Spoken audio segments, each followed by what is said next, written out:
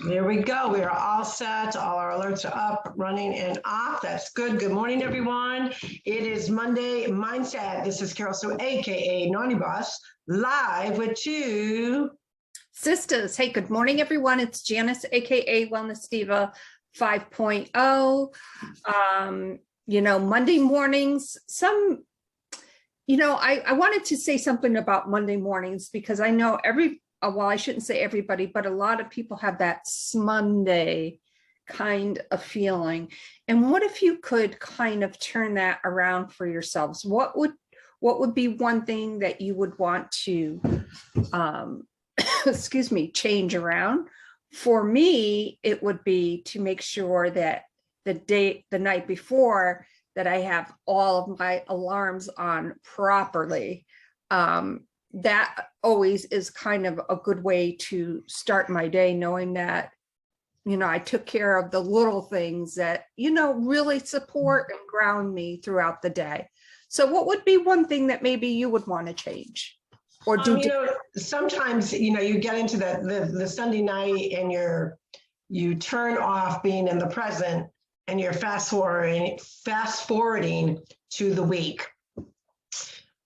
I like to figure out my schedule as soon as possible on Sunday so that doesn't occur Sunday night, because that really impedes your mindset of sleep. You go into your night's sleep with your mind already racing of, did I forget this? Did I did this? Oh, I'm dreading that.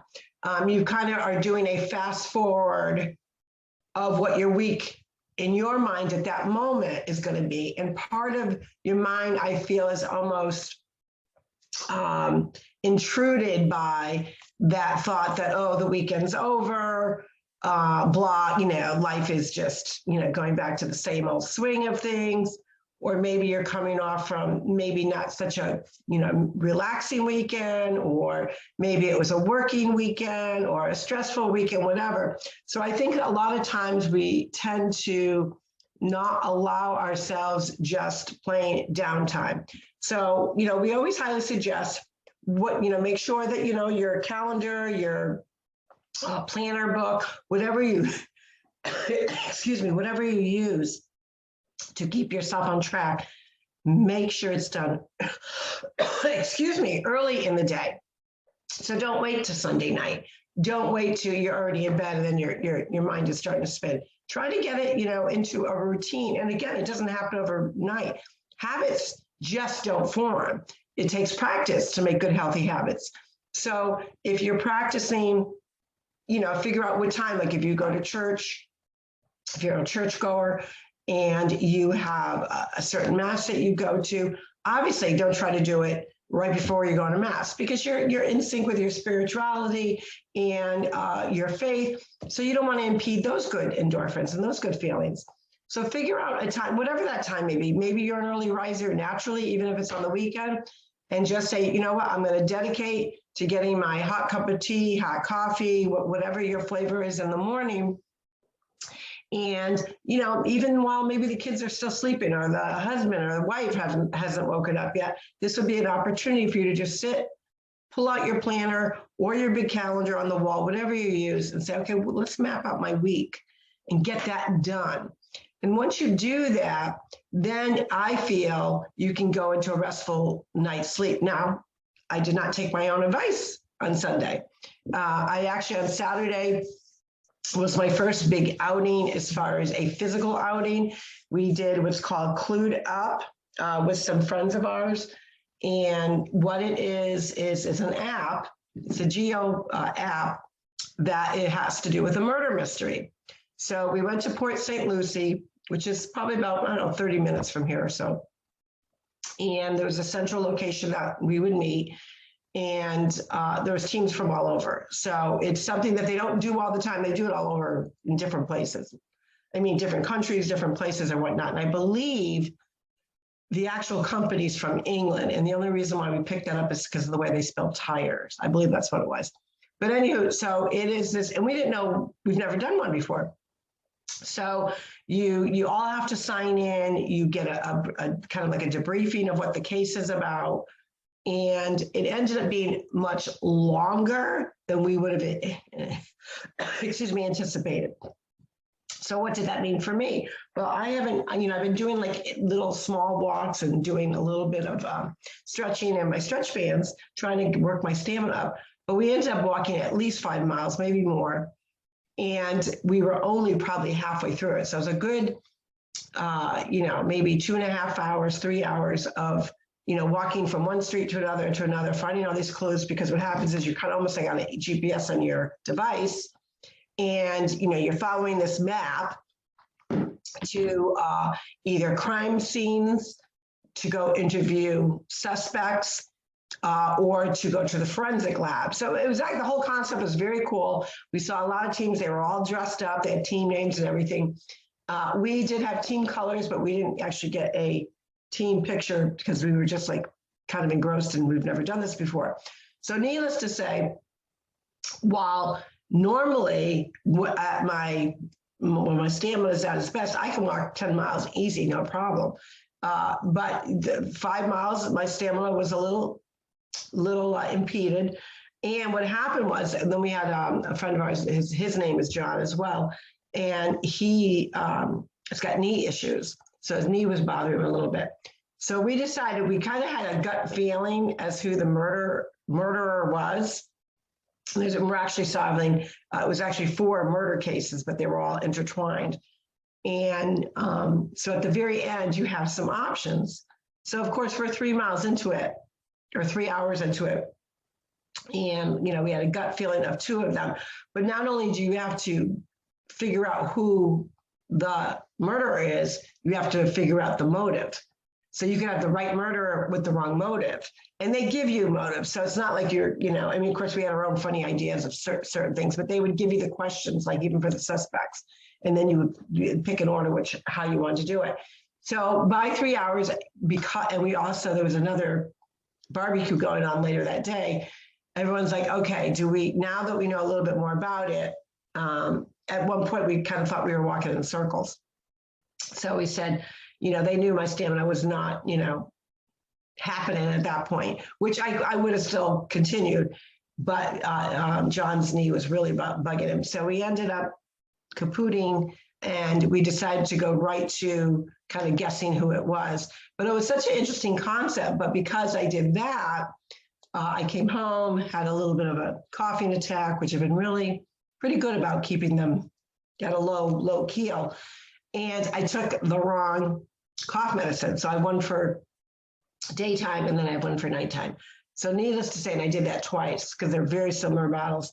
So needless to say, most of the weekend I ended up zonked out, which I hate that feeling of zonked out. I don't know how you feel. So I feel like my whole weekend was kind of a bust, not a bust in the sense of mindset or whatnot, but a bust in the sense of I felt like I could have done more, but I was just in a fog, and I hate that foggy feeling.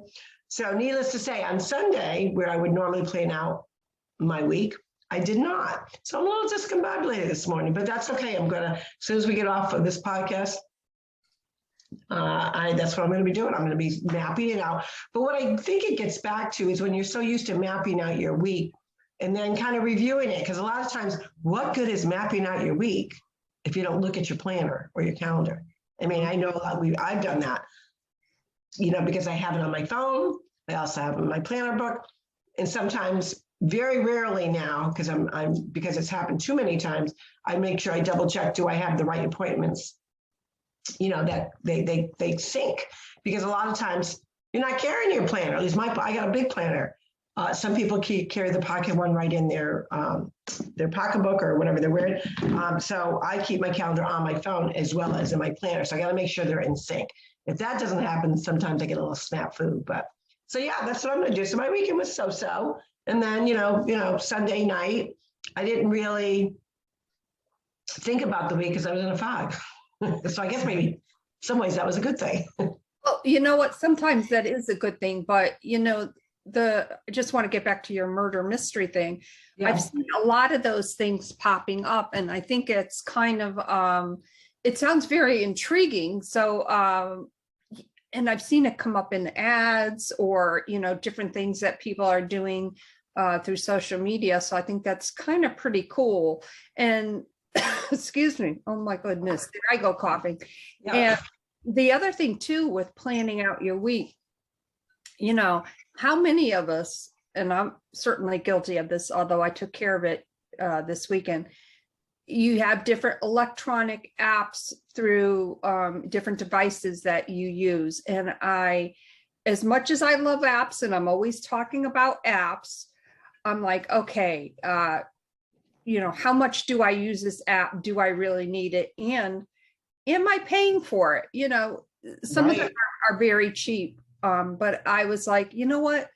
There's one app that I have had probably for a good 10 years that I've used for everything. And I've transitioned over to electronic filing, meaning, you know, the olden days, you know, I would, let's say, go ahead and pay a bill, paid on this date, the check number, whatever, and then file it in a filing cabinet. So I still kind of do that, but what I do is I scan it in, and it has its own little electronic folder within this app. And this app has really developed a lot further to do different things. And it occurred to me, you know, I had that I call it my McFly moment, where I'm like, wait a minute, like, I love this app. It has all these different features that, like, this app does that, this one does that. So anyways, long story short, I canceled out a lot of my apps, even though they were very nominal. I still get to use them because I do go to these boards that I have, for instance, in Trello or whatever. But I've decided I'm exclusively using my Evernote app, which is phenomenal. I've set it up in a way where, excuse me, I've connected my Google calendars, and I actually work with a couple different electronic calendars, so I can see them through this app, excuse me, which works out amazing. And then I pin my daily note on there, so I can see, you know, what I'm doing. But what it does is, and I've always said this too, as much as I love the different apps, you need to write everything down. You can't just rely on your electronic apps. And I don't. They are a great tool for organization. You know, when I'm on screen with a client, you know, and I can look real quick and see, okay, you know, what's going on with that, you know, can I fit this type of thing in?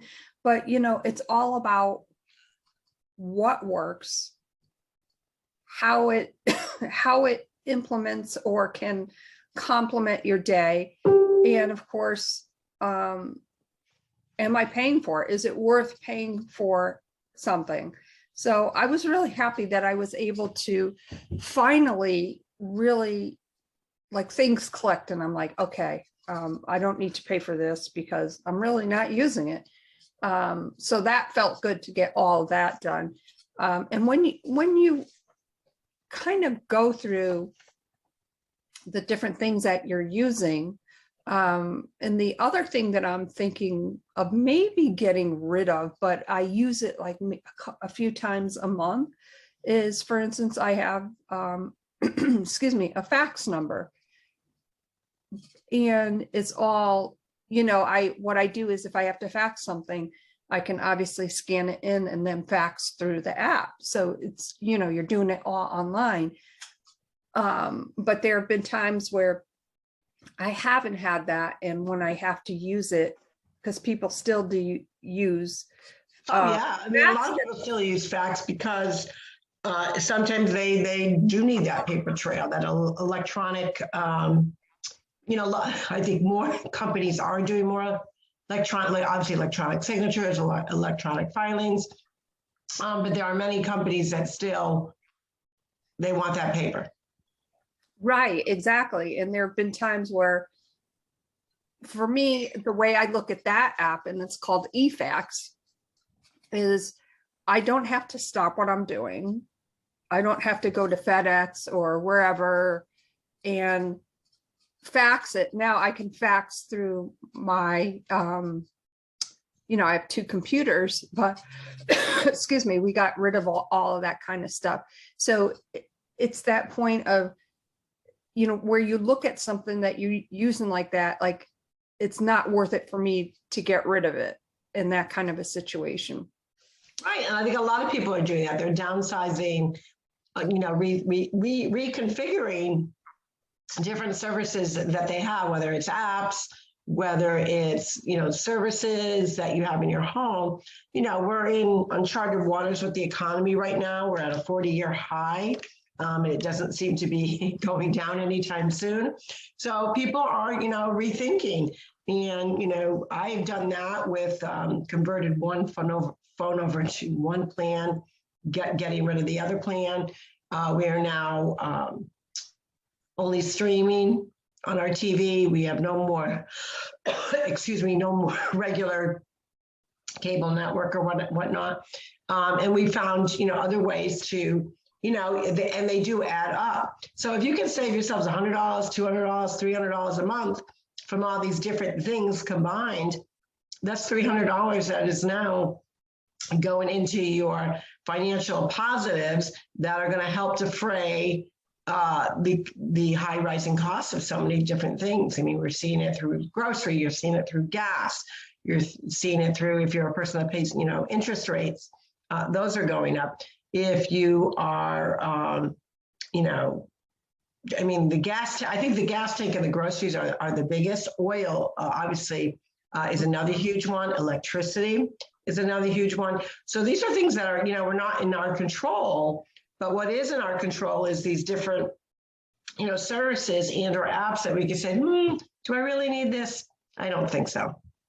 Yeah, and it's really a good way to kind of narrow down or enhance what you're already doing. Of course, the path of least resistance and sometimes maybe not the way to go. So maybe it's like really looking at everything as a whole to seeing what you do and how you do it. And the other thing that I was looking at too was I have a Microsoft account, and I unfortunately have to keep that because a lot of my clients use Microsoft products. So I need to be using a Microsoft product, but I'm okay with that. That's okay. I have it if I need it, but it makes you feel good. It makes you feel empowered. Okay. I have my little office set up here, but it's also not just where I physically am, it's what I am using in different, like I'm on my iMac right now, and I've got my my laptop. So what are the tools that you use? What are the tools of your trade that actually complement, not only complement, but make your day that much better because you're able to service or do what you need to do for what you're doing, but for your clients. So it felt real. I guess what I'm trying to say in a roundabout way is it felt really good to really go through everything. And I'm really happy that I did that. And like I said, I just need to, I always like setting my alarm the night before. And the last couple of nights, I've just like, goes in one ear and out the other. I'm like, oh yeah, I should do that. And then of course I don't, but so getting back kind of into that habit, because habits for me, it's the routine that creates that I guess makes my day easier. Right. And when, we're sharing different things that we are doing because we want you guys to be successful in your ways of being accountable for your organization to help you have a more smooth run day. Because a lot of times, if you've got, an extremely busy day with, say, it's just appointments, that you got to be on point time-wise to make sure that you arrive, especially if you have back-to-back to back-to-back. I have a few days where that occurs, and I'm a stickler to make sure that I do have time in between. But frequently what happens is, again, we're not in control of the appointments, right? So you could have a doctor's appointment, the doctor could be running late, or they could be behind, seeing patients or whatnot, which then is the ripple effect is now it's going to impact your next appointment. So I'm getting better at, and I want you all to kind of think of that. If you know you have a day that you have to schedule multiple appointments, Make sure you have enough time in between each appointment. Don't, in my younger years, I would push the envelope. Oh, I can do it, blah, blah. But why go through all that? Because again, we're not in control. You may end up where you allotted enough time, but guess what? Maybe there's a car accident, or maybe you're going to end up being in a traffic jam. These things occur. So when we allow sufficient time in between our schedules, our appointments, even things that we're doing at home, that way, if you have something that you have to derail from, or now you got to pivot because something else occurred, you're not going to be as stressed out. And that's always occurs when you have that really positive mindset to kind of foresee how you plan.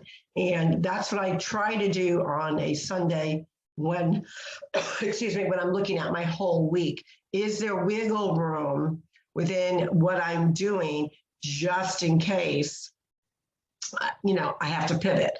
And I think the more we learn to organize, the more or less surprises are good. Let's be real. But then there are some surprises that aren't so good. And then they stress you out, and then they get you into that negative mindset, and that impacts your whole day. Not only does it impact you, it's going to impact all the people around you. So that's the importance of having a good mindset. A good mindset takes good organization. You have those few people that are just naturally happy-go-lucky, always think the positives. They're few and far between people like that, because doesn't mean that we're not happy and go lucky. It just maybe we're being pulled by what's going on in our world, what's going on in our community, in our own family lives, that kind of yank us. And it's like a tug of war of emotion. So a lot of us, probably more than not, have to really work hard on their mindset and keeping it positive, keeping it organized, so you kind of don't run into these pits and valleys, which inevitably it's going to happen regardless, because we're not in control. So I think we've given a lot of people some good tips on what to do for Monday mindset. The other key piece to Monday mindset, I would say, is try to plan it out on a regular basis, where you set aside at least 30 minutes for yourself. Now, you could choose to, do a few workouts within that 30-minute time frame. I'm actually working on a new kind of a plan of a really good 10-minute workout, because I think you can pack in quite a bit in 10 minutes. A lot of people think that's a little kooky, but you can. There's ways of doing that. And, but it's 30 minutes, whether it's to decompress, listen to some music, maybe it's just to get up and move around and dance and have some fun with your kids or yourself. Maybe it's just, I'm going to go outside, even regardless of the weather, just go outside and be outside for 5 or 10 minutes. Obviously, if it's very cold, and just listen to nature. I find that when I crack up when I see so many joggers. Jogging, I probably kind of relate to, because I hate jogging, so I can see why they do it. But power walking, I love just listening to nature, the sounds of the birds, the trees, whatever it may be, because there's so many beautiful surprises in our world that we just don't take time. So if you take 30 minutes out of your day, especially on a Monday seems like to be the day to do that. Because you're coming off of either a busy weekend, a boring weekend, a discombobulated weekend, and now you're rushed into the week. You need that kind of reset just for you. So I always say take 30 minutes for yourself, read a book, journal, get up and dance, do something physical, whatever it may be, but schedule yourself 30 minutes. What one tip would you give everybody, Jan?